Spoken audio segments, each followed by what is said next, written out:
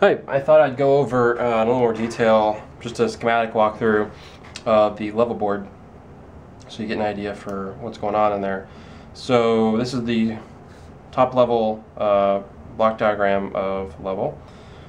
There's a CC430, which is a microcontroller that TI makes.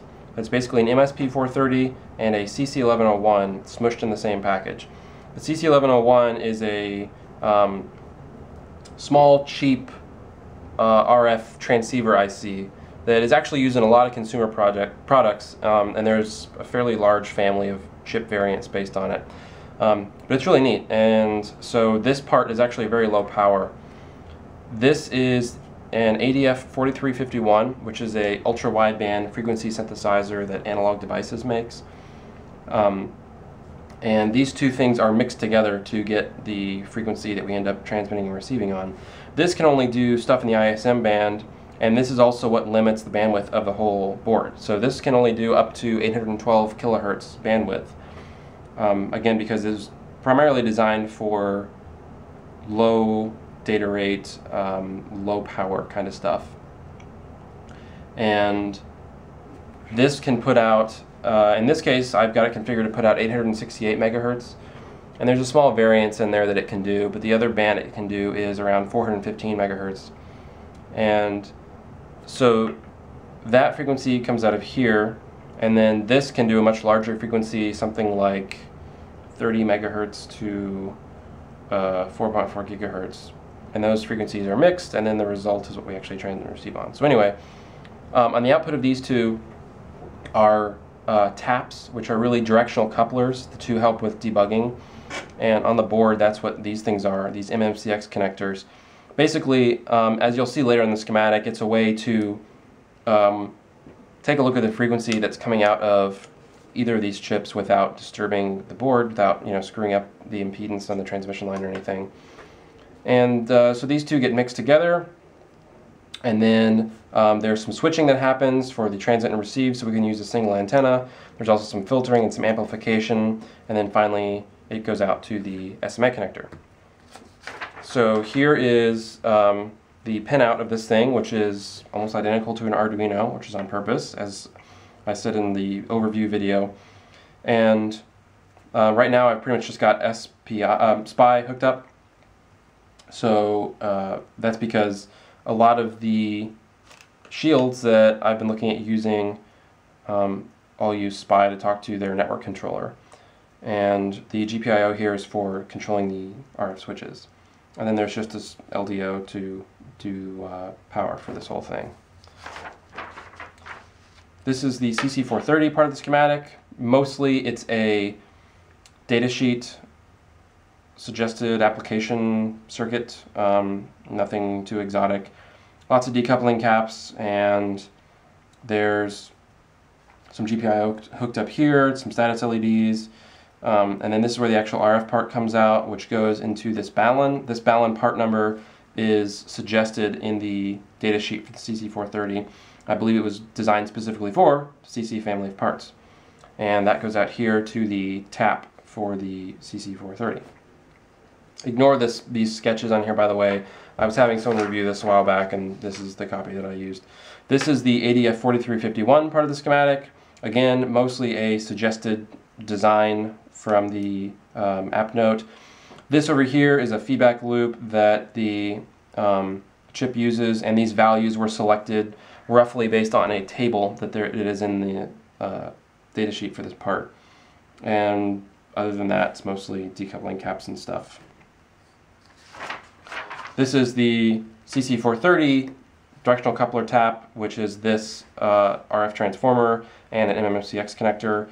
And then there's this 0 ohm resistor that either of these is populated depending on what you want to do. The idea originally was that if you're going to make these in production, you make a whole bunch of them, you don't want to pay to populate this connector and this part for every single board if you don't need it. So instead, you can just omit these and put in this resistor, and then the transmission line is completed, or you can do the other way. Although this is going to be more hobbyist kind of thing, then maybe you do want these in to help you with debugging. This is the same thing. This is just for the LO. This is the mixer input. There's some filtering here. This filtering, this part here is actually for impedance matching. and this is a SAW filter. The mixer is actually over here. So these component values were picked based on, I believe, this data sheet. And like I said, the CC430 is actually outputting something in the ISM band, so in this case it's 868 megahertz, and it goes through the SAW filter, which is also 868 megahertz, to get rid of any harmonics. The local oscillator goes through this filter, and then they both go into this mixer. You'll notice the mixer ports seemed a little mixed up. That's on purpose, like this note says. I don't know if you can read that or not, but based on the frequency range of this mixer, I talked to some of the application engineers at Mini Circuits, and they suggested and approved of this design here.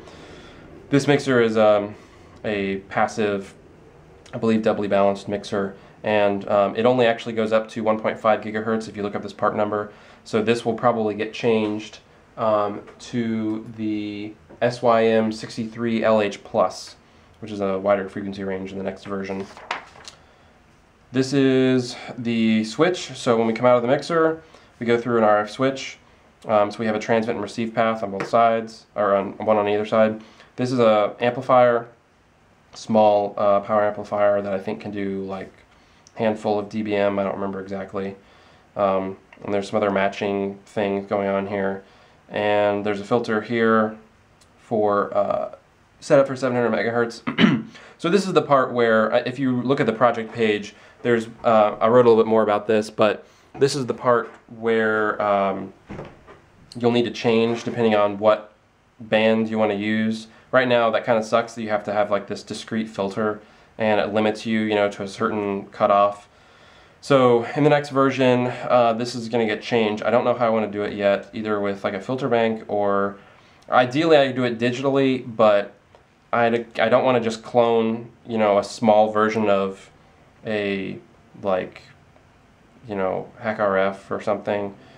So I'm not sure how to handle this yet. Maybe have an adjustable filter or something.